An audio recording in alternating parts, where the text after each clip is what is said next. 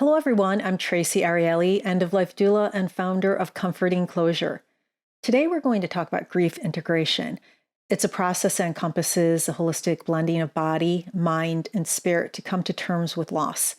My guest today is Alyssa Akerman, a grief counselor and end-of-life doula, and founder of Alyssa Rose Healing Arts. In her practice, she interweaves grief tending, holistic care, and ceremonies tailored for those grieving and transitioning. Alyssa, I'm so honored to have you on this show. Thank you so much. Thank you for inviting me. I'm excited to talk with you. Your journey as a grief counselor and end-of-life doula is unique and inspiring.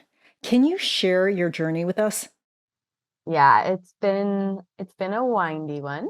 But my dad, I grew up in a house with medicine. My dad is a neurologist. And when I was really little, I would tell my mom that I wanted to be a heart surgeon. I was like 5, and I was like, I want to be a heart surgeon. And she was like, it's like a little bit intense. It might be a little intense, you know. But I had no view into holistic health at that time. I grew up in Michigan and it just wasn't a part of our world. So I didn't follow the medical path at all. I kind of came way around to it much later in my 20s. Um, the thing that really stands out from my childhood, though, that like planted the seeds around grief is that I was really interested in Buddhism. And in high school, I found a Buddhist monastery that I would drive, half an hour out to sit with them every week. And that started to really fascinate me, especially the truth around impermanence, the concept of impermanence, and how do I live and how do I love, knowing that everything changes and I'll be separated from everything that is dear to me now.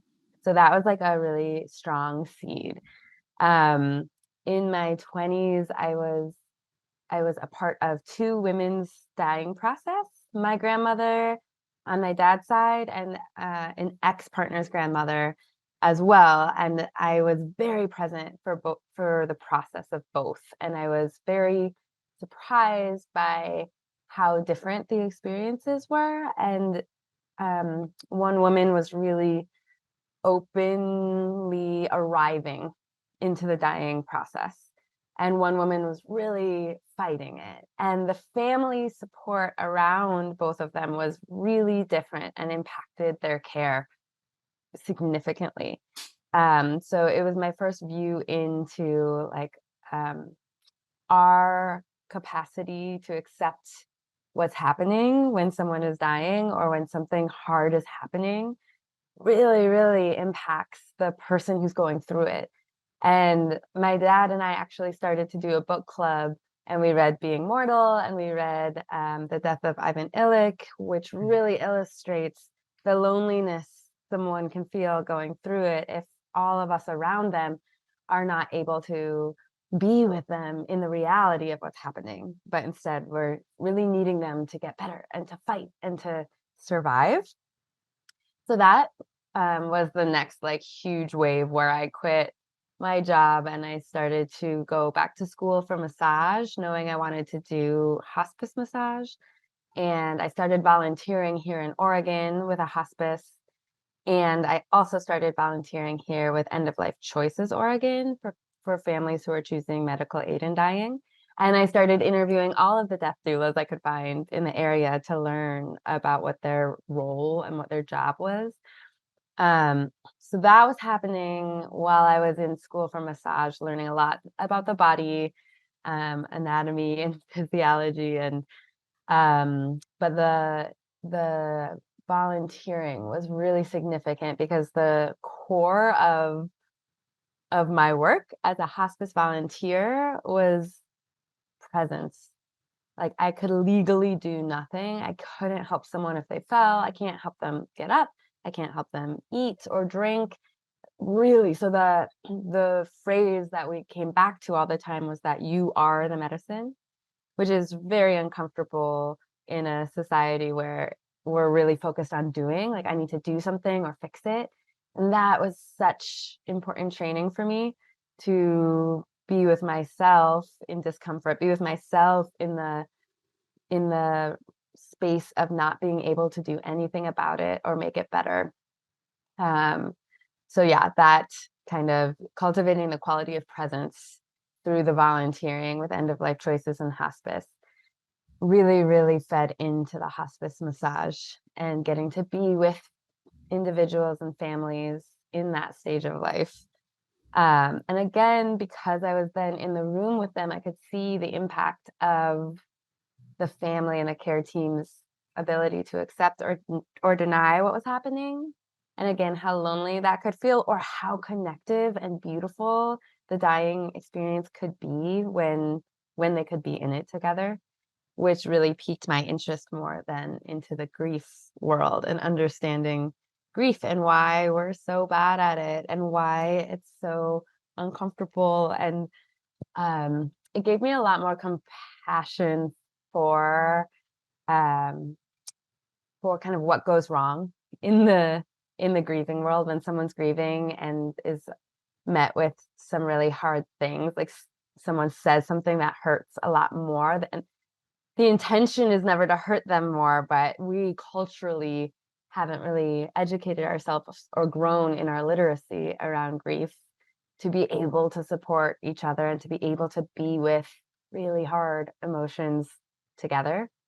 So yeah, that really, the death doula work and the hospice work and the visibility into that stage of life got me, like, really projected me into the grief and grief healing and grief integration world. So the grief integration concept for me is so much around um, helping us remember, like, grief is not something you get done doing. It's how you now love what you've been separated from, the person or the thing or the part of you, whatever it is that we're grieving. It's again, it's not like something you finish doing and now you don't think about. It's how do we weave that into our life moving forward in ways that have reverence and meaning and propel us to expand and open wider in our lives. So yeah, for me, the grief integration piece feels really, really core and really powerful right now. Yeah, you offer so many. You offer a lot of modalities for helping people work with their grief. Can you give us a basic overview of what you do and what do you consider when you're working with a client as far as coming up with, I hate to call it a plan, but as far as how you're going to start that process with them? Yes, it's a great question, and it's always different. Um, I, as someone who's familiar with the hospice world, I know how good of a job hospice does at managing pain often. And Cicely Saunders was one of the main founders of modern hospice. She spoke about total pain, which is can be present at the end of life. So total pain is much wider than the physical pain that hospice is really good at managing it right now. So addressing these other kinds of pain that can be spiritual pain or pain in the space of the soul or pain around forgiveness or regret, all of these kinds of things can be really, really present. So for me, when I'm working with people specifically with grief integration, they often come in all different stages of grief, all different places, whether it's a really recent loss or it could be a death that happened 3 years ago or 20 years ago, but there's there's something and there's stagnation and there's some sense of not being able to release in a way that they want to. So for me, I work with people one-to-one for initially this kind of 12 weeks together, 12 weeks of one-to-one sessions so we can create a really deep container together, and build their relationship with grief, build their capacity and their curiosity with this process that's happening and is a completely natural response to loss, and to really help the individual know what they need and ask for what they need, as well as be able to receive help and support. A big problem that grieving people face is that people want to help them and they don't know how. So often they will, they'll choose not to call because they're afraid that they'll say the wrong thing, or they will kind of avoid it because they don't feel qualified or they don't know what to say. And often there's nothing to say. But for me, a lot of the work is also helping the person learn and practice and get comfortable saying, hey, I really need you to just listen for an hour, and not give any suggestions. Try not to fix it, any advice. I just need you to hold me. I need you to not be mad at this person that I'm upset with, because then I'm going to have to defend them to you. Or like, I need you to just be solid in your emotional state and like, let me rant for an hour. Do you have space for that right now? And whatever it looks like, but starting to ask for what we need, and also be able to receive help as it comes in, and also to look at the help that's coming in that's actually harming us as like, okay, this person is trying. The intention is probably really good. And, I can also set up boundaries that support me, so I'm not at work constantly being bombarded by people coming in and asking about my dead loved one. Because work is an escape, and work, I come here to not be in grief. And so just, yeah, supporting them in creating boundaries and creating safe containers in their world. And then the other piece that's really important, the one-to-one work can be grief counseling. It's mostly that. But it can also include body work and energy work. So it depends on if there are things kind of stuck in the body, and like what we can open up through the body, because often grief, anger, sadness can be really far down underneath so many layers of protection. And we're so used to dissociating and numbing and protecting and staying away from those areas. So sometimes it's really through the body. And then the other piece is the community grief ritual, because when grief, and that, yeah, that's like so much a passion for me, because loss is a break in connection. And so to be in a space of connection, deeply held in a connective space, can be a specific key in to accessing deeper grief and sorrow and anger, that we can't get to in one-to-one conversations.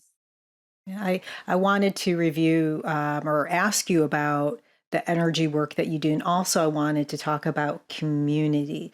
So with the work that you do, I know uh, you do Reiki, massage, and craniosacral therapy. Can you tell us about those? And I know that you said that the body holds so much grief, and it does. I mean, that's usually the first place, or when people are numbing themselves out, a lot of times the body, the physical, is really the first place where they'll notice the grief, in their throat or headaches or whatever. How do you enter that, or start that conversation with people, to help with the physical symptoms or the physical presence of grief in their body?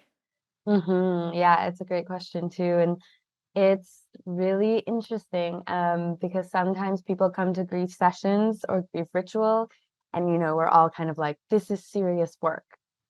We're like here to do healing work. And it's a really different stance than someone who's coming to receive massage and is preparing the system to relax.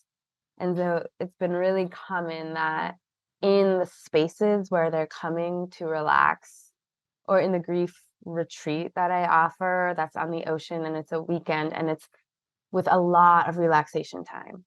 Often people can be really surprised by what comes up in those spaces of really deep relaxation, where we're not trying to get in and trying to figure out where the grief is and where the anger is and things like that. So it's um different approaches, and it's for different people at different times. So it's, yeah, it's So it's like also it's by having them relax and creating that space. Then they're able to explore that grief more. absolutely, yes. So in all of my sessions, we start with a meditation to drop us into the space together and to invite the relaxation and allow whatever's present to show up.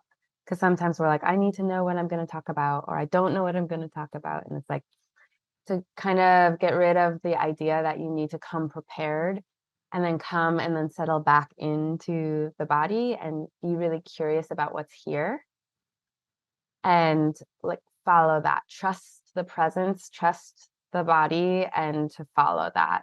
In the grief rituals, we do a practice in triads where each person has 10 minutes to speak, and two other people are listening to them, offering no advice, no feedback, no response. And in that 10 minutes, it can be really uncomfortable because you can be like, I don't have anything more to say.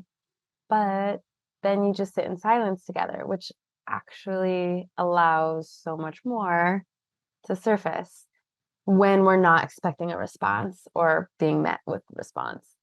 And you talked about community also, and I know how important community is for helping move through grief and work with grief. And in today's world, communities are not as strong as they used to be. They are spread out more, people are moving, and people don't have time to really give to their communities and be part of a community. How do you take and navigate that? So I offer these monthly grief rituals in Portland, and part of what's been really beautiful in that is having familiar people come every month, and they start to be kind of anchors in the space and in the community, and they get to know each other and know how this is going to go. And that is a really beautiful anchor as there's new people every month too. And so that's been really nice in the monthly rituals, but we always talk about agreements first, and figure out what we need as a container to feel safe and that we can express here. But it is limited. It's 2 hours once a month, for these monthly rituals. Whereas in a grief retreat where we have the whole weekend, that allows a much deeper container to be built. And it allows us to talk about our dead loved ones and the losses that we're carrying at breakfast or at lunch, where we're not usually used to or allowed to, or it's not acceptable to do that as much. Um, so it's definitely limited because the communities are so kind of here and there and not as consistent. And my goal, my hope is to create stronger, closer knit communities. But I also find there's a really big impact when one person from Grief Ritual in this little manufactured community, right, goes back into their other communities with the felt experience of being witnessed, being able to witness, and learning from the other people, um, about these topics and about how we can show up differently and how we can be with it differently, then the impact can be really big. But you're absolutely right, and the container piece of it, and just creating that as much as we can for the temporary communities that we do have around grief is the focus. So you're trained as both a trauma informed and a psychedelic integration coach. How do these trainings intersect with your larger grief integration practice? The trauma informed coaching really built a strong foundation for me to approach grief work. And then the psychedelic informed coaching was another layer to that, because psychedelics and psychedelic experiences can be can ask us to let go of control or force us to let go of control and be with really massive waves of emotions in a way that's similar to grief. And so the supporting people to really resource themselves to explore their networks of support and their go-tos for support in both the psychedelic integration and grief integration work has been really, really informative. And the questions and conversation around psychedelic work, especially here in Oregon, have been really rich as research is starting again, especially with the impact that psychedelic experiences can have around anxiety, depression, um, anxiety around the end of life with a terminal diagnosis, and with supporting people who feel really isolated, who feel loss of meaning or purpose at the end of life. And we see psychedelic medicines having a lot of potential for those specific areas, which are really common at the end of life and also in the process of grieving. Yeah, I know that with the psychedelics, there was a study, of course, before it was decriminalized. And is it legalized or decriminalized in Oregon? I think it's decriminalized in Mm. Oregon, and it's becoming legal to do psychedelic therapy, but it needs to be in a service center with certified medicine with a certified facilitator. The latest studies have said that 80% of people who have used psychedelics at the end of their lives don't fear death. So that's very promising and something that we should be more open to. And I hope that as a country we become more open to that. Yes. So let's talk about rituals. I know they're part of a huge part of your practice. Rituals are one of the ways in which our brains make sense of grief. Now, historically, how have rituals and ceremonies played a role in the grieving process across different cultures? Yeah, most indigenous cultures have had rites and rituals to support their members, their people through grieving because it was known as a natural response to loss, and it was really honored. The people who were grieving were honored. It wasn't a weakness or a burden. And I love that they really understood that the health of the individual was directly related to the health of the community as a whole. And so they took care of their people this way. Um, I I have learned a lot about ritual through Sobanfu Somé, who she's from West Africa, the Dagara people of West Africa, and Sobanfu Somé and her husband, ex-husband Malidoma Somé, had come to the U.S. and their charge was kind of to help Westerners learn how to grieve because they were asking, there was the question like, why is the world so sick? Why are Westerners treating each other and their bodies and the earth this way? And the response from the elders was they've forgotten how to grieve. So Malidoma and Sobanfu Somé, they both came to the States to really bring grief ritual and ritual here. So for me, the way that I've learned grief ritual is through Sobanfu Somé's students. And that includes it's been westernized because we live in a really different way than they live in the world that she's coming from. But it is about creating a village, even though it's it's a short-term village, but it's about creating a village. And there's space, there's singing and drumming that happens together, and we're all singing and moving and drumming in the space together. And there's different altars there. When we do a big grief ritual together, there's different altars, but there's a grieving altar. So when you are a part of the village, singing and dancing and drumming, if you feel grief moving through you or present that's needing to be expressed, you go to the grieving altar. And someone else comes with you to hold space behind you. Because in many other cultures, grieving happens like this. But in our culture, it kind of often happens like this, Yep. but you still have someone energetically holding space for you. And you have the opportunity, if you need anything, to ask them. They're your support. So you can say, hey, can you put a hand on my back? Or anything like that. So you go, you express grief there, however it looks and sounds. And then you return to the village and you continue dancing and singing and drumming. And that piece is really important, the return and the welcoming back and the staying in the village. People are not going off to journal or to isolate. Like, we really stay together in it and are witnesses to the fullness of the grief that we carry, because it's too much to carry alone. And there's an understanding of that in other cultures more than in ours.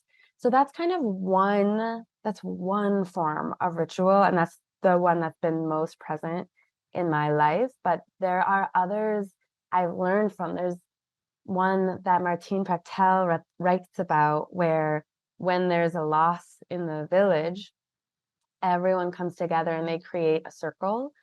And when grief moves through, is present for you, you go into the middle of the circle and you express freely everything.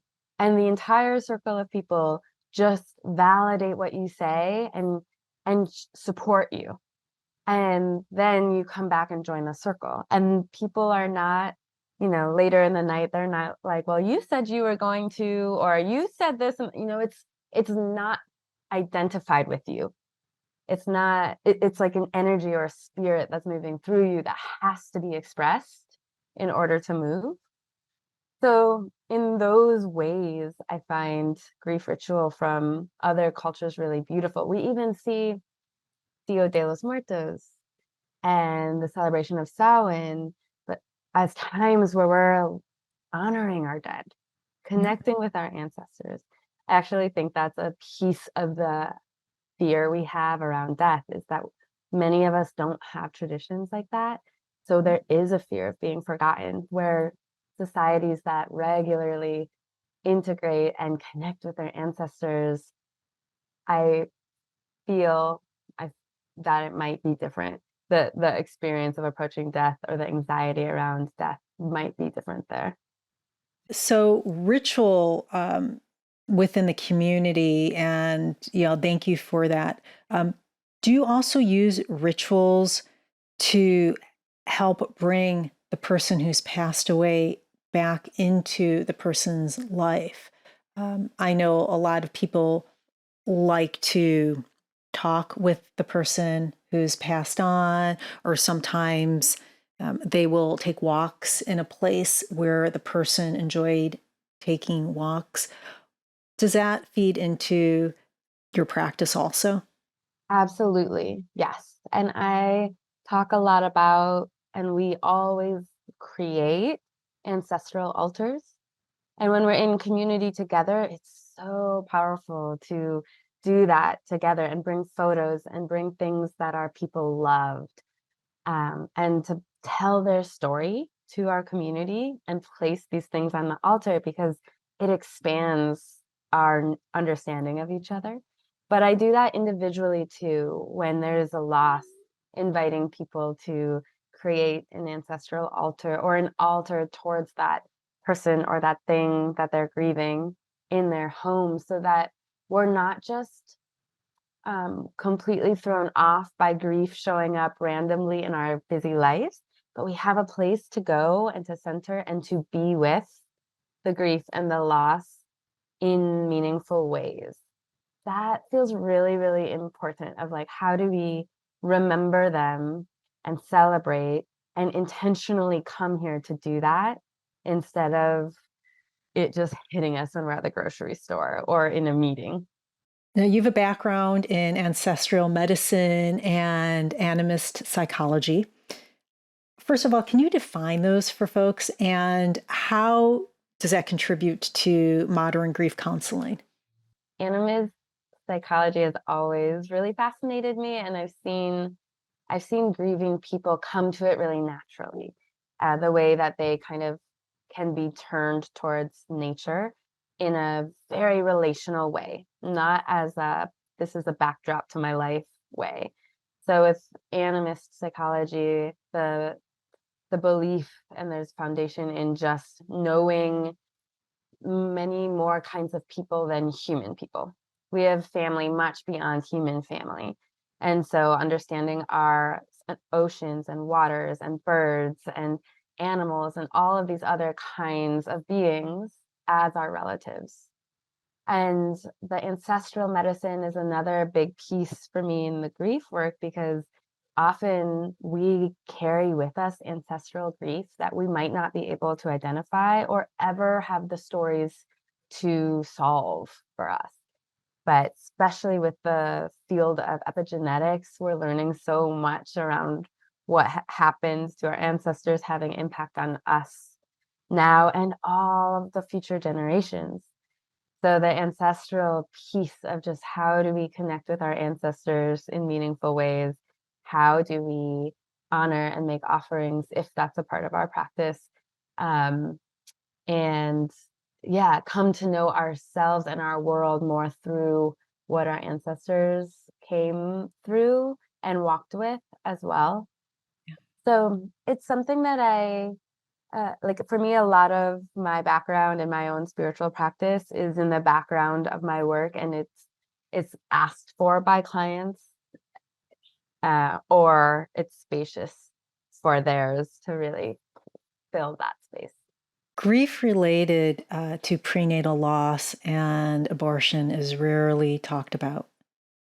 Can you tell us about the unique challenges for grief caused by these events? Yeah, well, this is a huge one, and I do work specifically with women around this because it's a form of disenfranchised grief.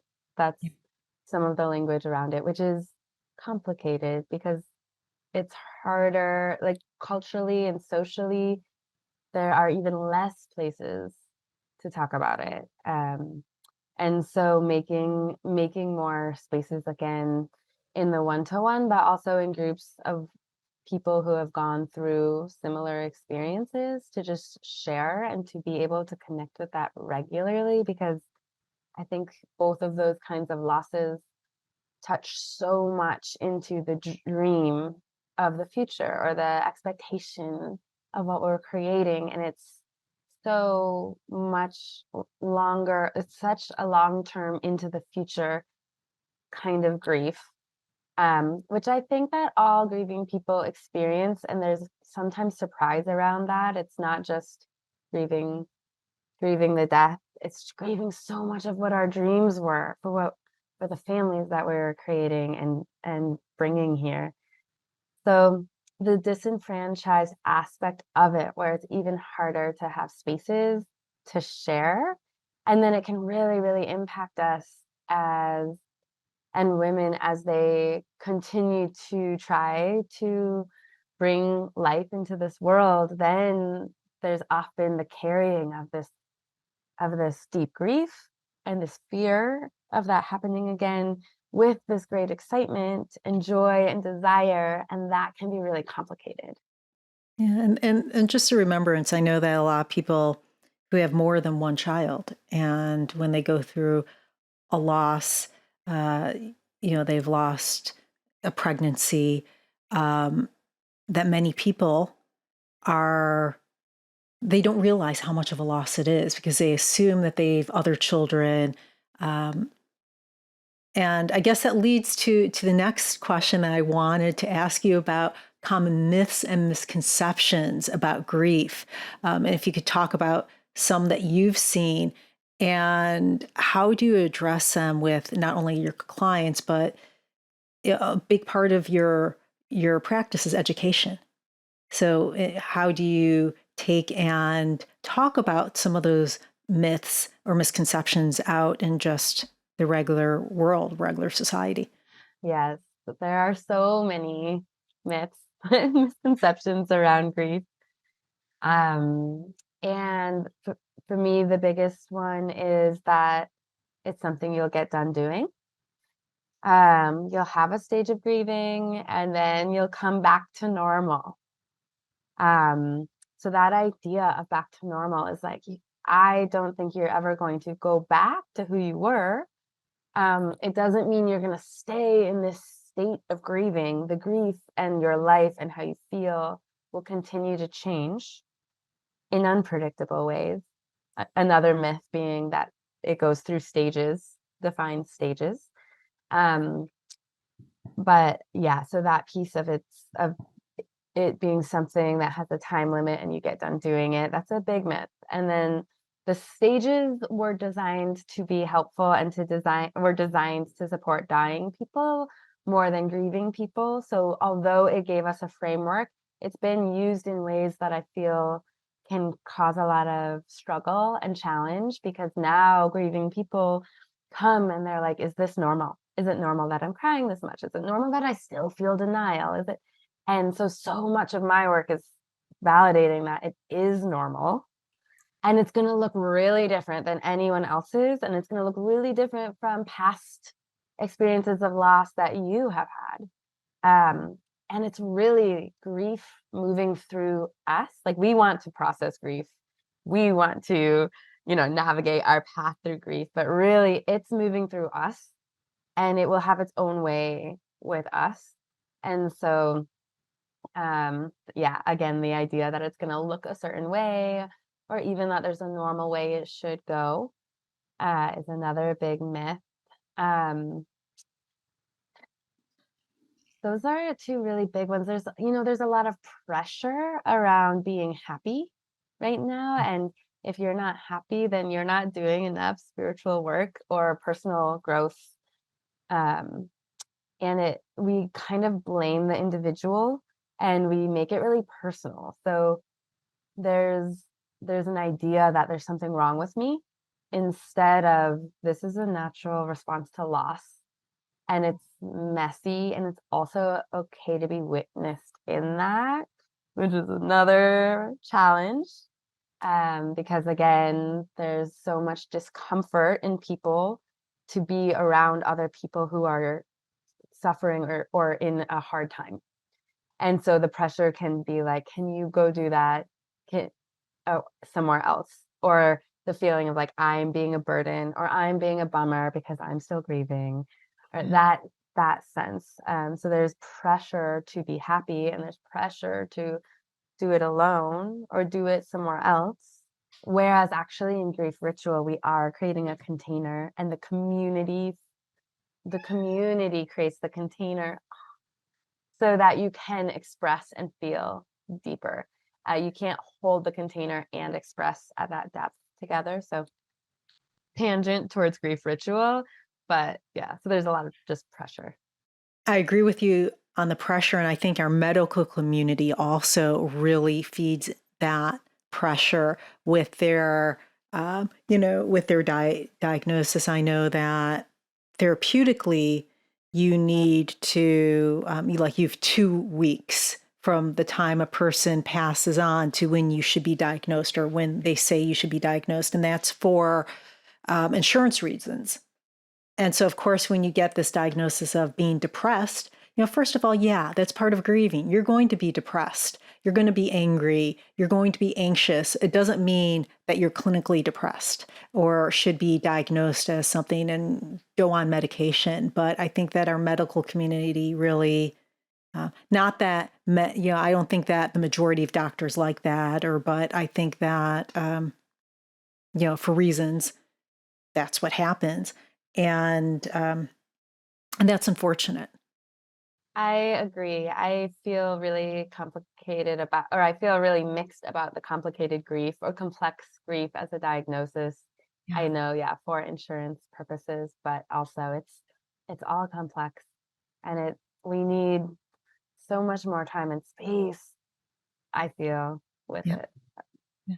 And I love that you really focus on community, because there could be a lot of shame around feeling grief, and being part of a community, and feeling safe enough and open enough to be able to express that and work through that, and realize that this is normal, is very helpful. I find that a lot of people don't even know that they're grieving necessarily. There's so many different kinds of grief, so many different kinds of loss in a life. And often when we hear the word grief, we think the loss of the physical loss, a death of a human or an animal. But Francis Weller, who I really lean on as a teacher, he speaks about the 5 gates of grief. So the first gate of grief is everything that we love, we will lose. which for me came through my experience in Buddhism and just learning that impermanence. The second gate of grief is the places in me that have not known love, which is so much around my own shame and my own judgment and all of the parts of me I decided were not lovable that I've put away and aside and protect from and don't show anyone. And there's big loss and big grief there that can often be unidentified, and can cause lots of problems in our lives if it remains that way. The third gate of grief is the sorrows of the world. So how do we live and love in our lives while there's so much tragedy going on in the world? The fourth gate is what we expected and did not receive. There's so much grief around this, and this happens in so many kind of subtle ways, also very direct, very clear ways, but it can be very subtle and thus harder to identify. And the fifth gate of grief is ancestral grief, the grief that we come here with. And so grief ritual and just creating communities and a culture where we are resilient enough to hold whatever shows up, whether it's identified or not, whether we have language for it or not, feels really, really important and a really beautiful part of creating grief rituals and grief circles and just a more grief literate culture. For our listeners that want to learn more about grief and grief integration, what resources or avenues would you suggest? Well, Francis Weller, who speaks about the 5 gates of grief, I really recommend his book, which is called The Wild Edge of Sorrow. For me, that book has really supported my understanding and my personal relationship with grief. It's less of a resource that I would recommend to someone in acute grief. It's because it's very conceptual, it's very practical in certain ways, but it's a really, really beautiful resource. I also love Megan Devine's book, How to Carry What Cannot Be Fixed, which is really beautiful for active grief. It is a workbook and it asks you prompts and things and has you engage in it throughout your grieving process. So that's also one that I really recommend. People can reach out to me directly as well if there's specific questions or concerns or curiosities there, related to grief and closure and rebirth and transitions of all different forms. My website is Alyssa Rose Healing Arts.com, and I'm on Instagram at Alyssa Rose Healing as well. So I am absolutely a resource for anyone in these spaces or supporting other people in these spaces. And those 2 books I would also really recommend. Great.